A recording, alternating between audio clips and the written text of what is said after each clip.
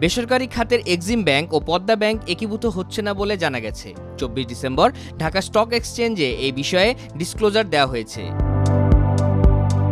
চলতি বছরের 18 March Exim ব্যাংকের সঙ্গে পদ্মা ব্যাংক পিএলসি এর একীভূতকরণের সিদ্ধান্ত নেওয়া হয়েছিল, যা ডিএসসিতে জানিয়েছিল এক্সিম ব্যাংক। তবে সেই সিদ্ধান্ত থেকে সরে এসেছে বলে জানিয়েছে ব্যাংকটি।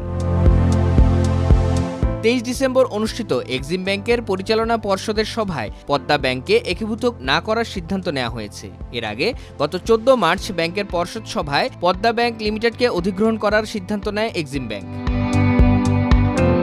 সেই আলোকে 18 মার্চ একীভূতকরণ প্রক্রিয়া শুরু করার লক্ষ্যে বাংলাদেশ ব্যাংকের প্রধান কার্যালয়ে দুই ব্যাংকের মধ্যে একটি সমঝোতা স্মারকও সই হয়। সেই সময় পদ্মা ব্যাংকের যেকোনো ব্যক্তিগত আমানতকারী দ্রুতই এক্সিম ব্যাংক থেকে টাকা তুলতে পারবেন বলে জানিয়েছিলেন এক্সিম ব্যাংকের চেয়ারম্যান এবং অ্যাসোসিয়েশন অব ব্যাংকার্স বাংলাদেশের চেয়ারম্যান নজরুল ইসলাম মজুমদার। এছাড়া পদ্মা ব্যাংকের কোনো কর্মকর্তা চাকরি হারাবেন না বলেও আশ্বস্ত করেছিলেন তিনি।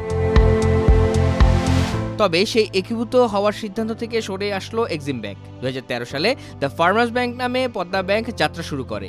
এরপর 2017 সালে ব্যাংকের চেয়ারম্যান হিসেবে দায়িত্ব নেন চৌধুরী নাফিজ শরাফত। শুরু থেকেই ব্যাপক অনিয়ম হয়ে আসছিল ব্যাংকটিতে। সেই পরিপ্রেক্ষিতে 2018 সালের প্রথম দিকে সরকারের হস্তক্ষেপের প্রয়োজন হয়। ব্যাংকটিকে বাঁচাতে রাষ্ট্র মালিকানাধীন সোনালী অগ্রণী জনতা রূপালী ব্যাংক এবং ইনভেস্টমেন্ট কর্পোরেশন অব বাংলাদেশ 715 কোটি টাকা মূলধনের যোগান দেয়।